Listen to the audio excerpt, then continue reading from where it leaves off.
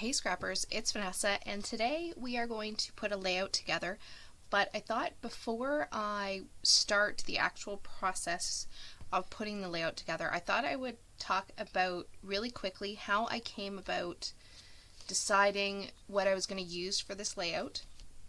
So I'll just show you here the few things that I pulled. I'm going to primarily pull from this sticker book, but I did pull some little bits and pieces, some wood veneer, some little freckle fawn stars, and then all of the papers. I also have some brads, and then all of the papers that I chose, except for the background papers, were all from my scrap bin. So here is what I thought I would share. So here is my background paper, and I have a blue piece of cardstock that will be the mat, so this will frame my layout just like this.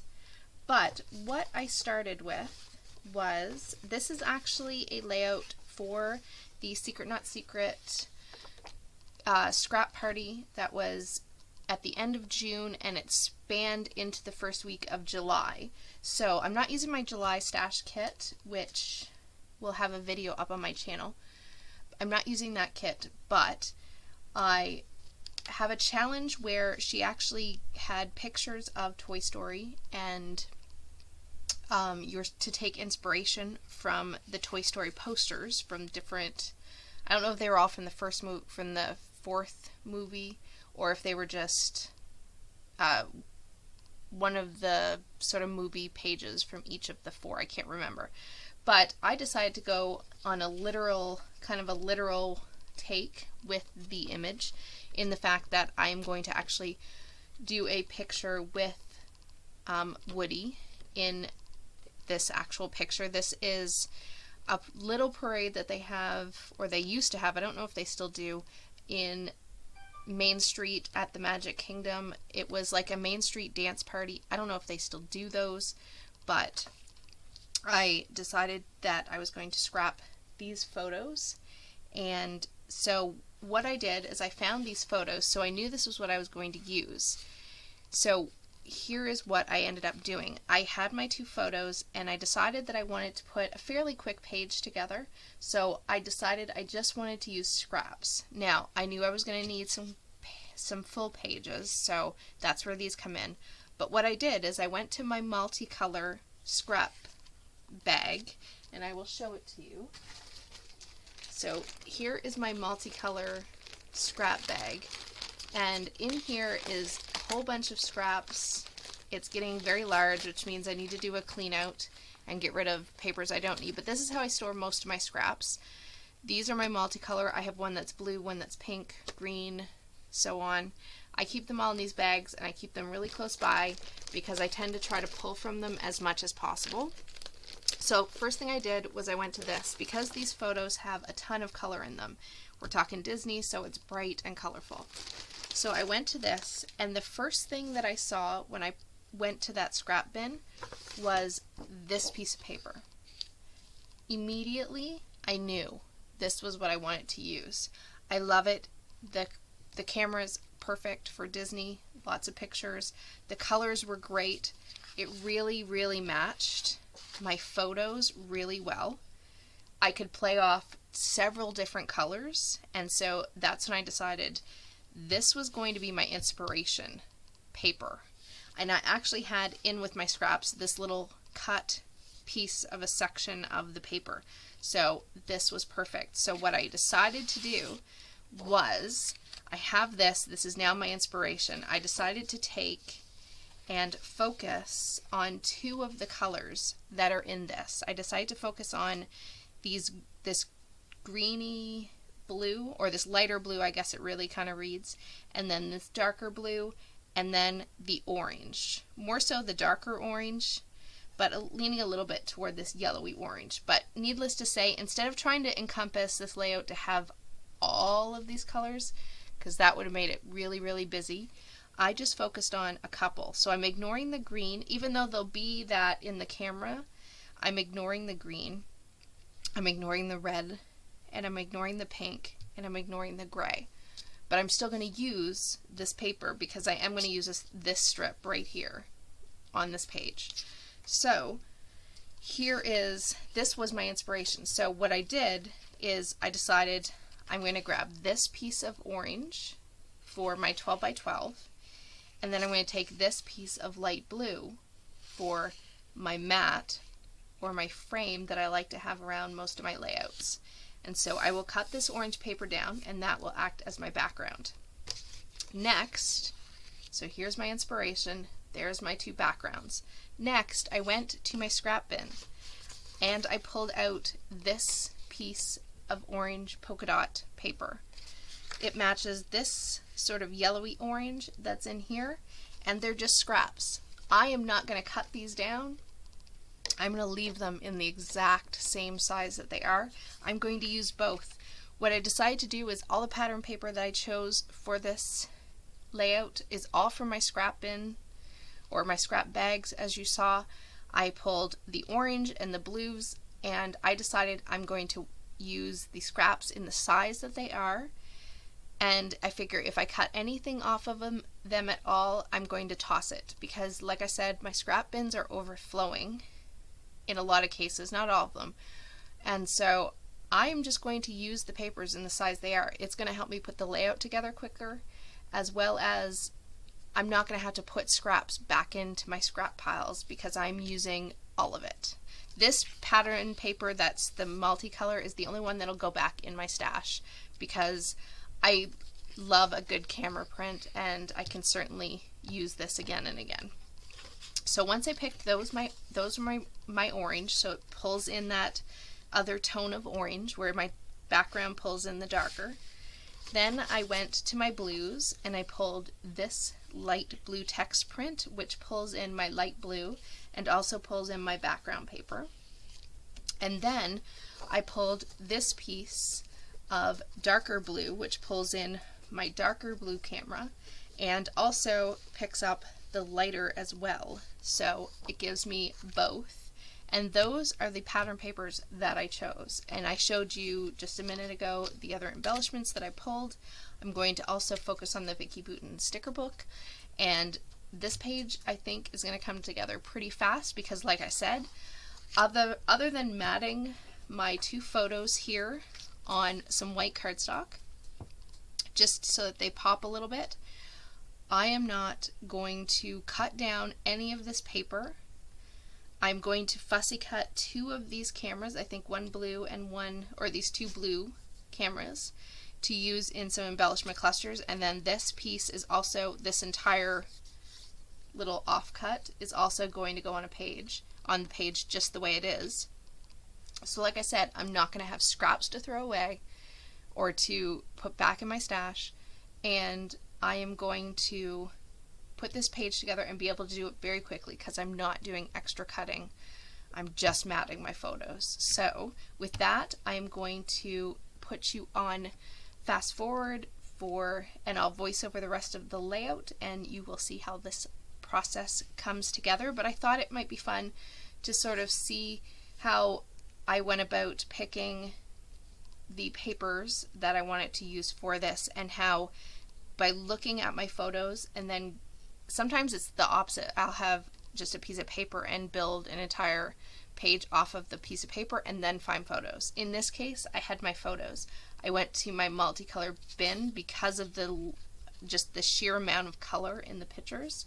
Found something that just kind of sparked an idea, and from there I went to my scrap bin, grabbed all these patterns, and we're going to put a layout together, which should be pretty bright, pretty fun, because we're talking Disney, which is all of those things. So like I said, I will be back in a minute to do the voiceover and we'll get this page done.